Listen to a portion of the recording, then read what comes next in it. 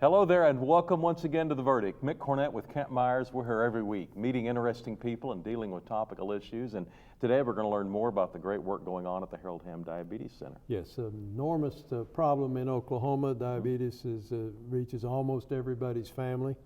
And we're going to talk to a real expert in that, Dr. Friedman from the University of Oklahoma Harold Hamm Diabetes Center, to talk about the problem and what's being done about it. We'll get started when we get back.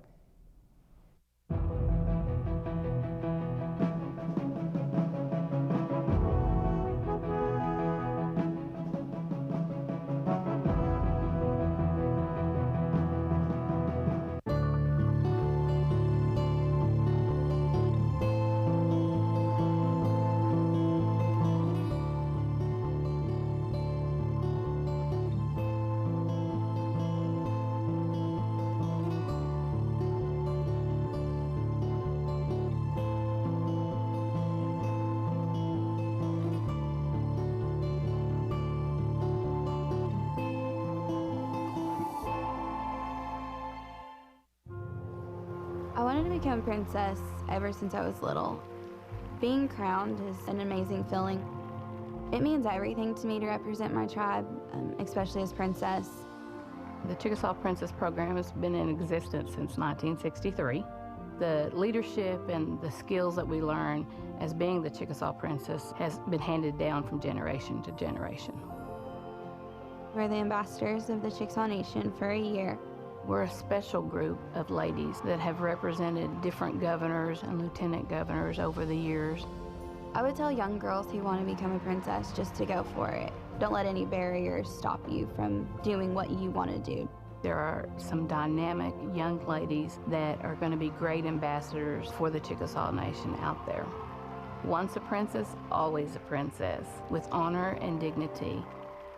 See more stories about the Chickasaw people at profilesofanation.com. The Vet Hero office at the University of Central Oklahoma, it is a one-stop shop for veterans when they're trying to get their education. I call it my encore job. I get to take care of veterans. We help them transition. I was that guy that transitioned after 24 years, and in the end, GI Bill is a benefit that those soldiers, sailors, airmen, Marine earned. It was the thing that made us the greatest country in the world coming out of World War II, and it will continue to do the same thing for this future generation of service members.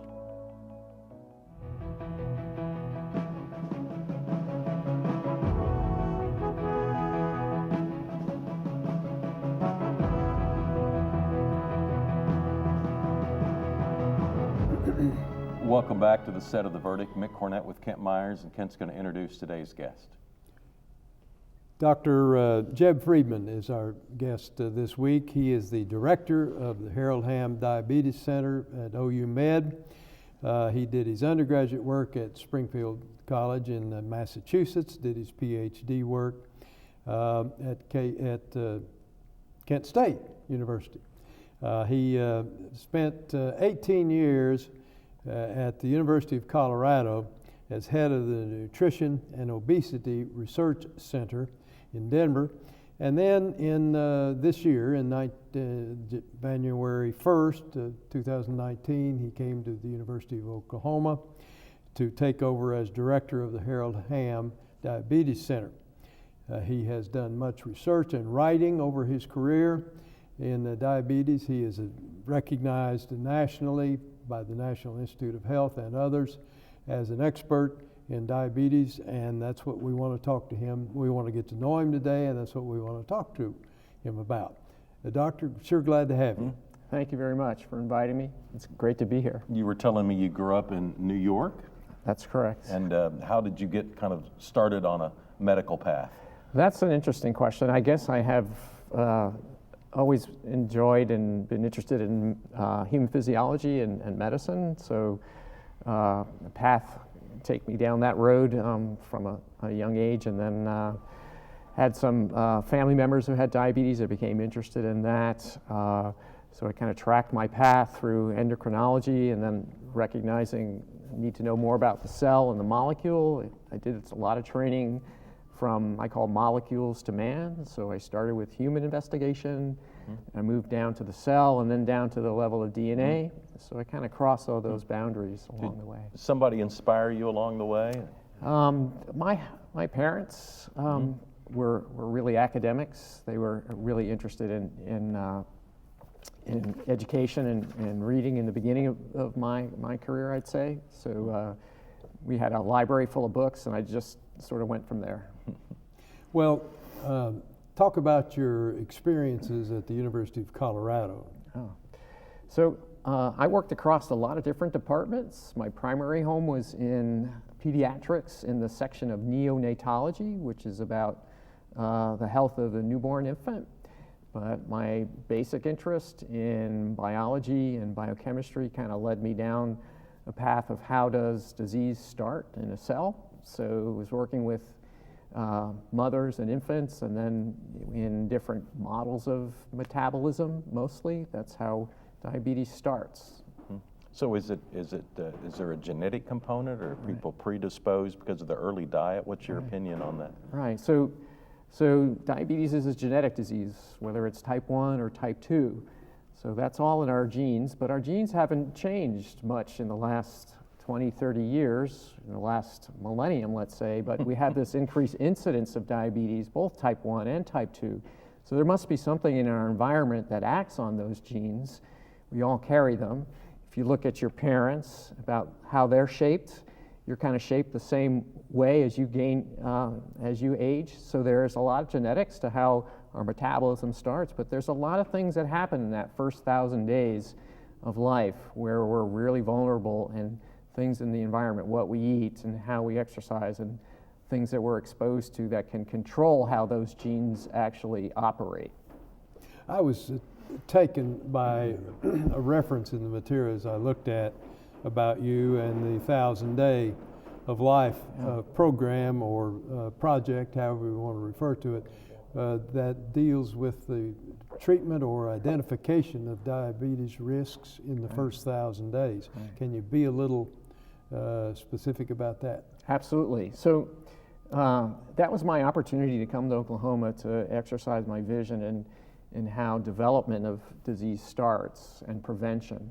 And so when we talk about 1,000 days, we talk about from conception to 2 years of life.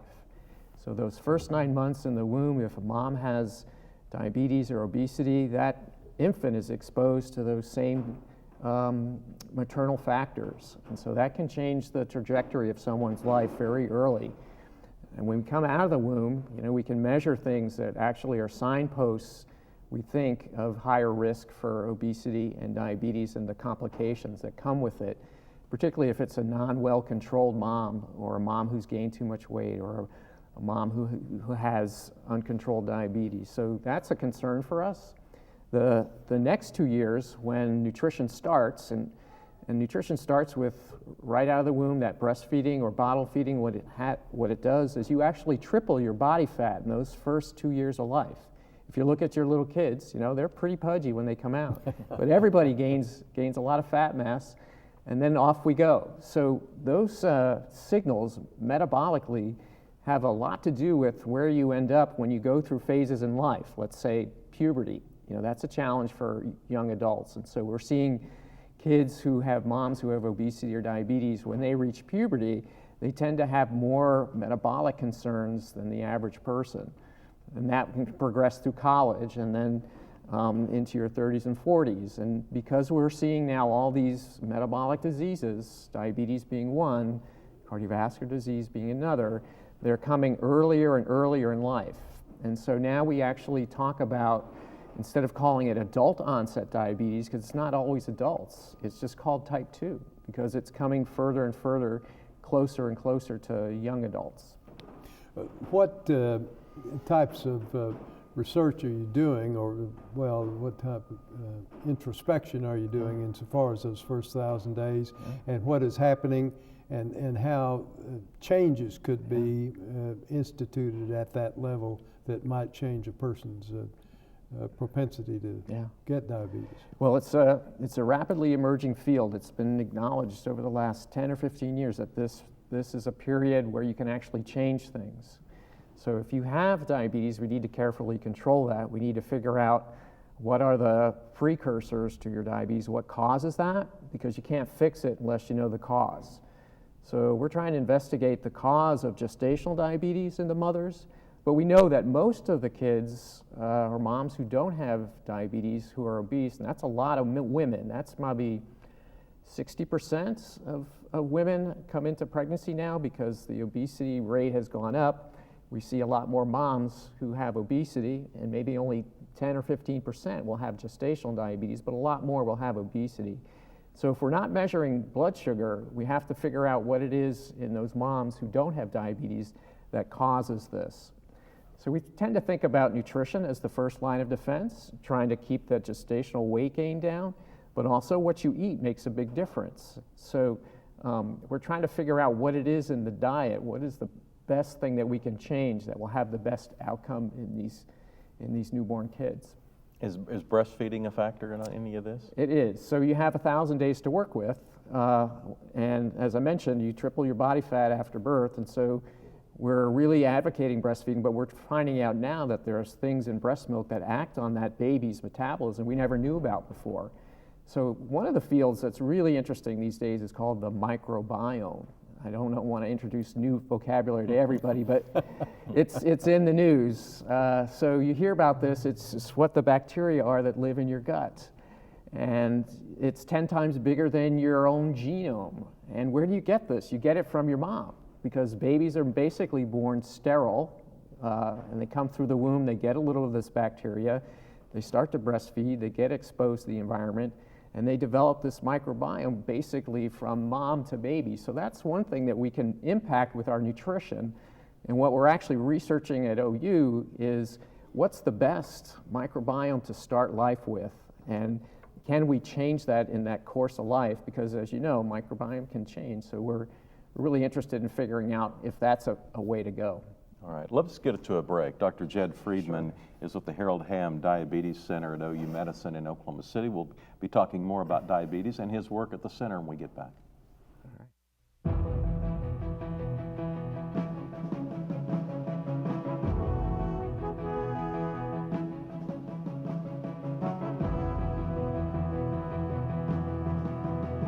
OU Law has a history and heritage that are unparalleled. At the University of Oklahoma College of Law, we empower our students to pursue the career of their dreams. We have the highest U.S. News ranking ever achieved by an Oklahoma law school. We are the first law school in the country to launch a college-wide digital initiative. And this year, our competition teams rank #2 in the nation. OU Law, generations of excellence, limitless possibilities. The good life comes naturally to Tulsa, where nature's beauty is matched with an eye for aesthetics. A legacy of neighborhoods graced with lawns and landscaping and handsome homes. A place that seems to have patented an ideal lifestyle. Bank First is loyal to the quality of life Tulsa assures its citizens, to the priority placed on education, culture, and growth. Loyal to builders who transform raw land into residential charm. Developers who see opportunity and add vitality to Tulsa's economy. Bank First serves both enterprise and private lives that need a loyal partner. It's how we help nurture this city's very good life. Bank First. Loyal to Oklahoma. Loyal to you.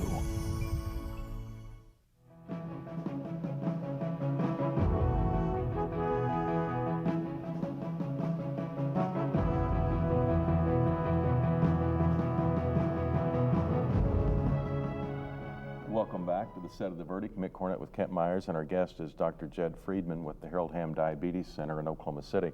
You know, along with medical advancement, it seems like there's always a procedure or a surgery or a drug, and I'm wondering how the medical advancement as that applies to diabetes. For instance, if you have the surgical procedures that some extremely heavy people can be, will that help on the diabetes side? Yeah, frequently that's the case. We don't understand why that works. It brings up a great point. Not everybody is eligible or would want to have a gastric bypass. That's a pretty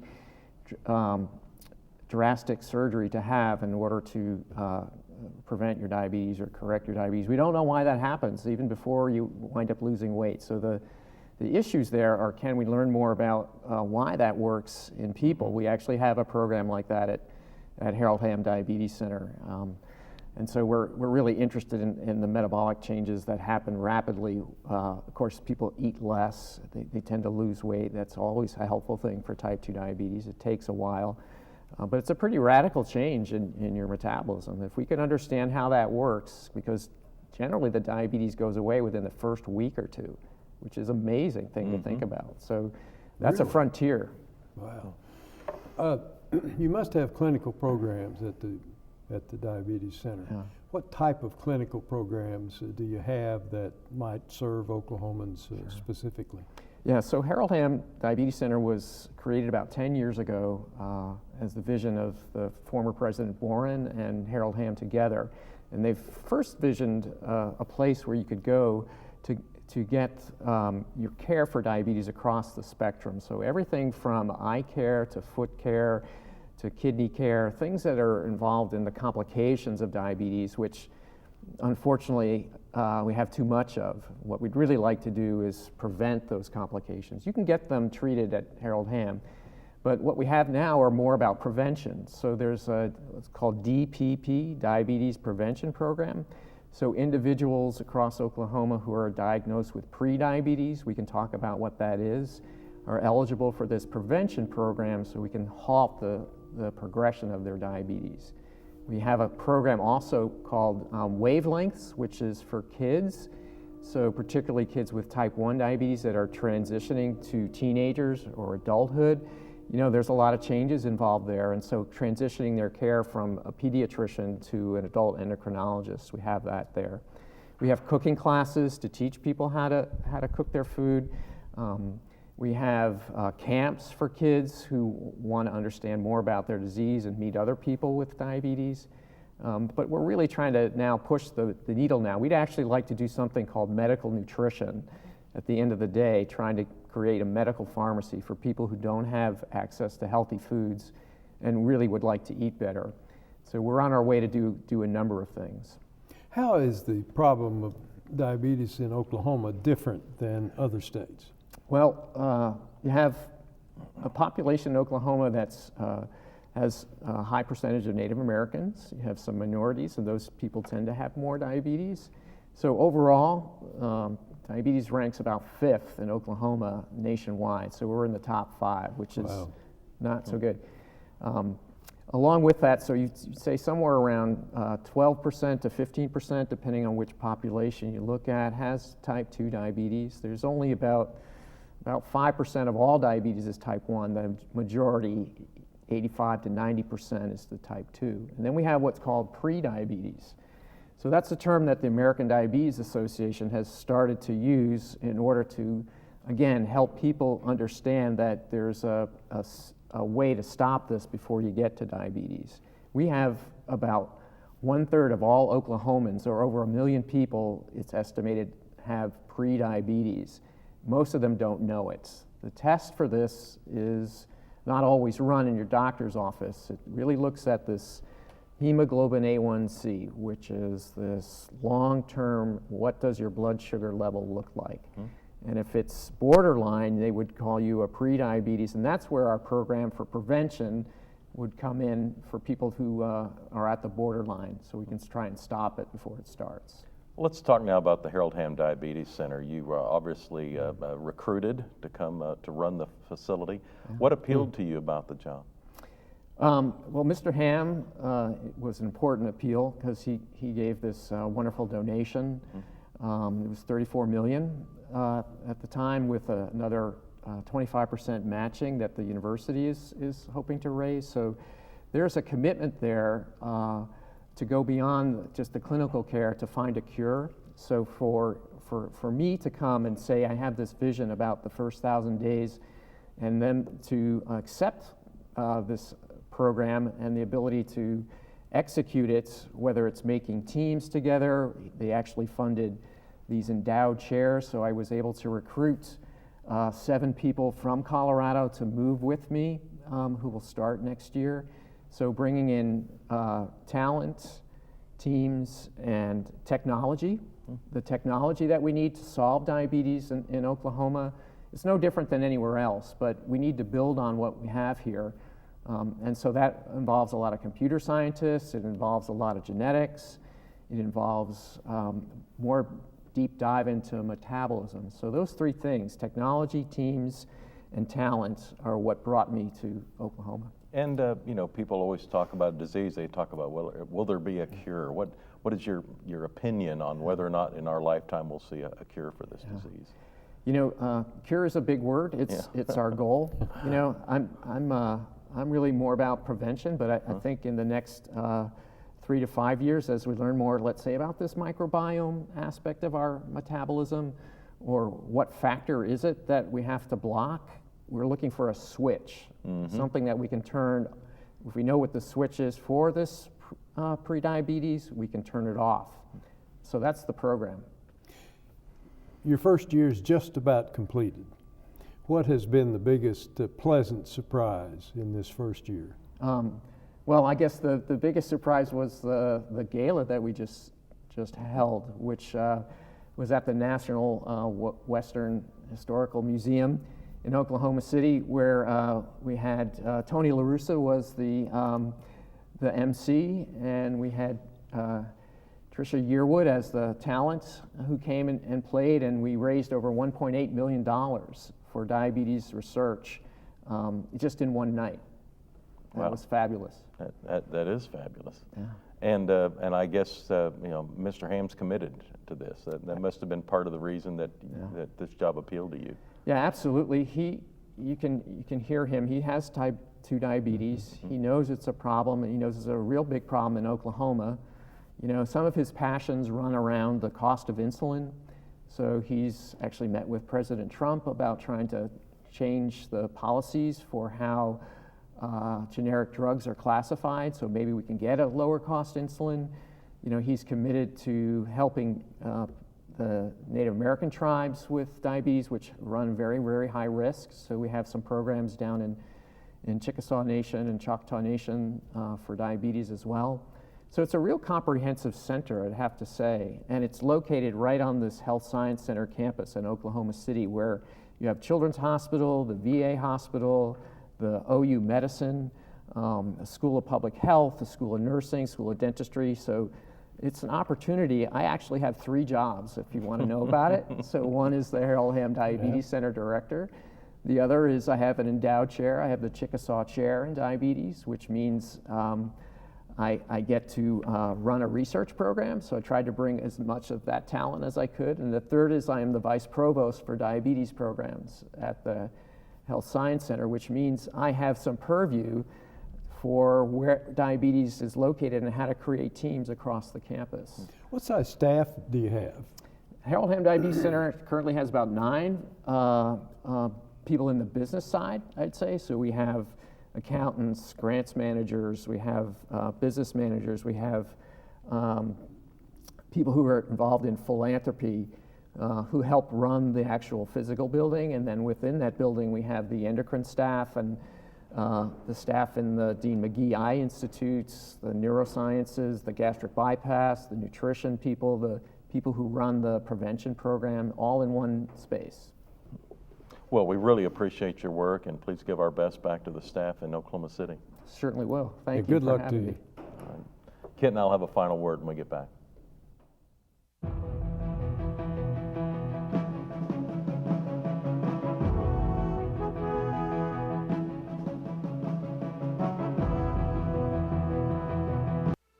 It used to be okay in teachers' lounges.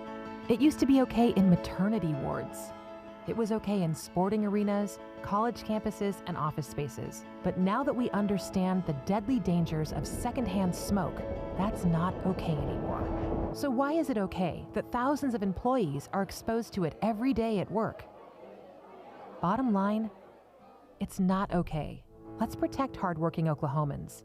Join the fight at stopswithme.com.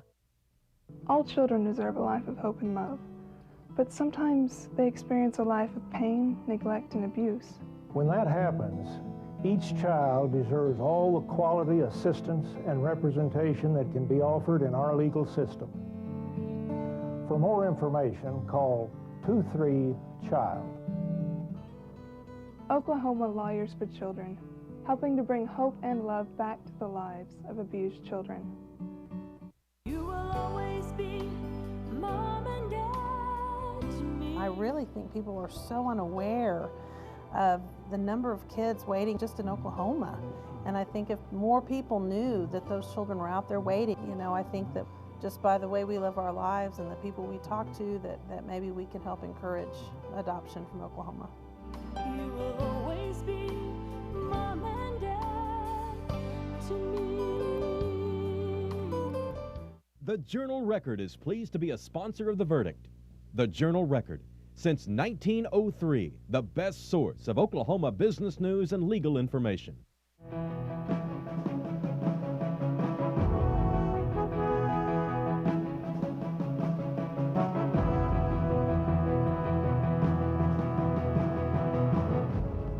Welcome back to the set of The Verdict. Mick, Cornett, and Kent Meyers, and our guest today was Dr. Jed Friedman of the Harold Hamm Diabetes Center. Yes, one thing that we failed to ask Dr. Friedman, but I wanted to point out to our viewers that in Tulsa there is the Harold Hamm Diabetes Clinic and also a pediatric facility affiliated with the same organization. So Tulsa's got some services as well. And I'm doing some great work on prevention, yes. Which I think we all agree is a great point of impetus in Oklahoma. I want to thank Dr. Friedman for coming on, and I want to also give some website information, how you can get more information about the great work that's done at the hamdiabetescenter.org.